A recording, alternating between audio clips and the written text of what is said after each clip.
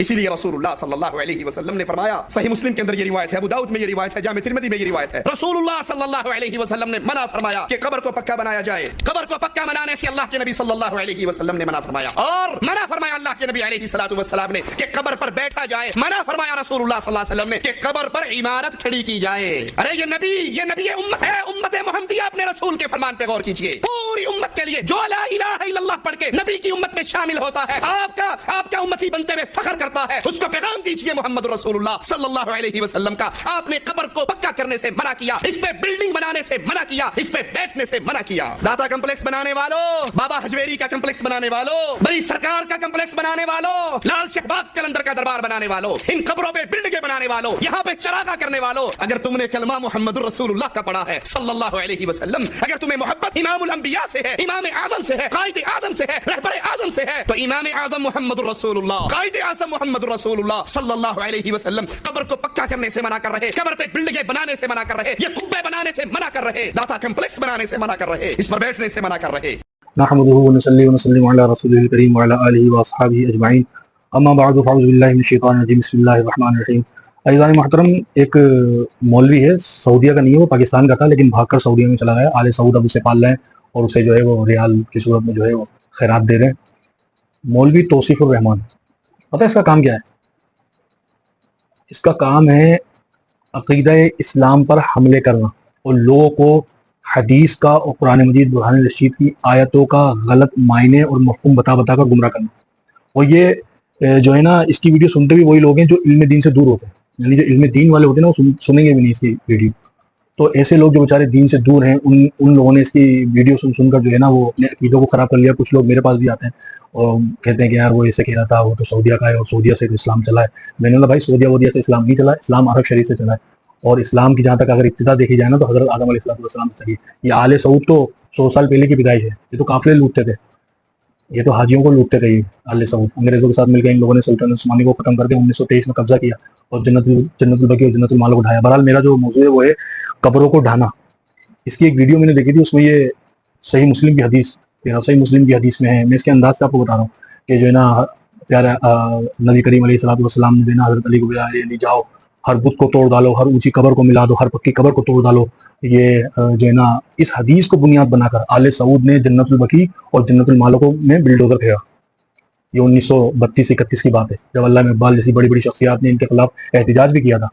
لیکن چونکہ بات یہ ہے نا وہ بے بس ہی کہ سنی نہیں گئی، کیونکہ حکومت ان کے ہاتھ میں تھی، لاٹھی ان کے ہاتھ میں تھی، تو جس کی لاٹھی اس کی بھینس۔ تو بہرحال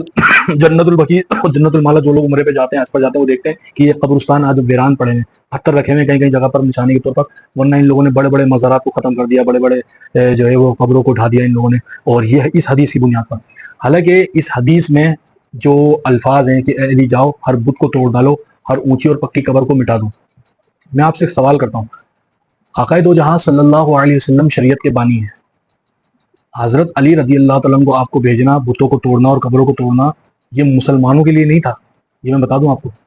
حضرت علی رضی اللہ تعالیٰ عنہ نے ایک بھی مسلمان کی قبروں کو نہیں ڈھایا، بلکہ وہ تو عیسائیوں کی قبریں تھیں، اور وہ بت مشرکین کے تھے جن کو توڑا، وہ عیسائیوں کی قبریں تھی۔ آج بھی اگر آپ کراچی میں رہنے والے گورا قبرستان میں چلے ہیں تو وہ ایسی قبریں آپ کو نظر آئیں گی اونچی اونچی، اور ان کو دیکھ دیکھ کر مسلمانوں نے بھی ان کی وہ کر لی، لیکن وہ مسلمانوں کی قبریں نہیں تھی۔ حضرت علی رضی اللہ تعالیٰ عنہ سے کسی نے سوال کیا کہ علی تم نے کن قبروں کو ڈھایا، تو آپ نے فرمایا وہ عیسائیوں کی قبریں تھی اور اونچی قبریں تھی،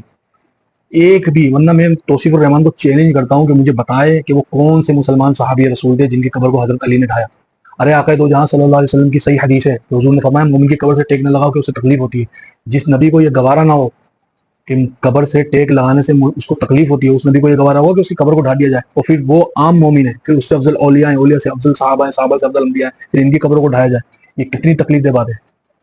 بہرحال یہ حدیثیں سنا کر اور حدیثوں کا غلط، میں نے کہا نا غلط معنی اور مفہوم بتا کر لوگوں کو گمراہ کرتے ہیں۔ حالانکہ حضرت علی رضی اللہ تعالیٰ عنہ نے مشرکین عیسائیوں کی قبروں کو ڈھایا، مشرکین مکہ کی قبروں کو ڈھایا، ان کے بتوں کو توڑا۔ اس وقت تو مسلمان سارے صحابہ تھے، سارے جتنے بھی دنیا سے جاتے تھے آقا دو جہاں صلی اللہ علیہ وسلم کی موجود میں سب صحابی کہلاتے تھے میرے بھائی، بات سمجھ رہے میری؟ تو حضرت علی رضی اللہ تعالیٰ عنہ کبھی بھی کسی مسلمان کی قبر کو نہیں ڈھا سکتے۔ اور یہ جو جنت البقیع جنت المالا میں جو مزارات تھے نا، یہ ابھی تک تھے 1923 تک، 1923 کے بعد ان کو ڈھایا گیا ہے۔ اس کا مطلب یہ ہے کہ 1350 سال سے جو چلتا ہوا آ رہا تھا وہ صحیح تھا۔ یہ 100 سال سے جو یہ آل سعود محمود جیسے لوگ آ گئے ہیں نا، ان لوگوں نے جو قبروں کو ڈھایا ہے یہ غلطی پر ہے۔ ورنہ سلطنت عثمانیہ نے 650 سال حکومت کری ہے مدینے میں، 650 سال۔ تو ان میں بڑے بڑے محدثین مفسرین ان کی حکومت میں آئے، تو انہیں نظر نہیں آیا جنت البقیع اور جنت المعلا میں جو مزارات بنے ہوئے یہ غلط ہے، یہ اسلام کے طریقے پہ نہیں ہے۔ یہ ملا پیدا ہوا ہے 1923 کے بعد، آل سعود قافلے لوٹنے والے چور ڈکیت، ان کو نظر آ گیا کہ ہاں یار یہ جو ہے نا یہ حدیث ہے، اور حدیث میں یہ جو ہے نا یہ مزارات جو بنے ہیں غلط بنے ہیں۔ بلکہ میں آپ کو بتاؤں ان شاء اللہ تعالیٰ میں میری حیثیت رہی تو میں ان شاء اللہ تعالیٰ ضرور وہ کتاب حاصل کروں گا۔ سلطنت عثمانیہ جب ختم ہوئی تھی نا، یہ میں شارٹ فارم میں بتا رہا ہوں، داستان تو بڑی لمبی ہے، گھنٹوں چاہیے اس پہ بات کرنے کے لیے، لیکن میں شارٹ میں تھوڑی سی باتیں بتا رہا ہوں۔ ایک کتاب ہے، وہ ترکی کرنسی کے مطابق 3000 روپے کی ہے۔ اس کتاب میں وہ ساری زیارتوں کی تصویریں ہیں، جنت البقیع کے مزارات، جنت المعلا کے مزارات، وہاں کے بڑے بڑے مزارات اور مقدس قبریں اور نشانی اور جو وہاں کی زیارتیں، ساری چیزوں کی اس میں تصویریں، کیونکہ جب یہ گئے تھے نا ترکی مایوس ہو کر، تو یہ کتاب ساتھ لے گئے تھے انہوں نے، ایک ایک چیز سنبھال کر رکھی ہوئی تھی آقا دو جہاں صلی اللہ علیہ وسلم، کیونکہ عاشق رسول تھے، عاشق رسول کی سلطنت تھی۔ بہرحال اللہ تعالیٰ ہمارے عملوں کو صحیح کرے، ہمیں دین پر چلنے کی توفیق دے، اور ہمیں اچھے حکمران عطا فرمائے مدینہ منورہ اور مکہ مکرمہ میں۔ اللہ تعالیٰ منافقوں کی حکومت ختم کرے اور اچھے لوگوں کی حکومت لائے جیسے پہلے تھی۔ وآخر دعوانا ان الحمد للہ رب العالمین۔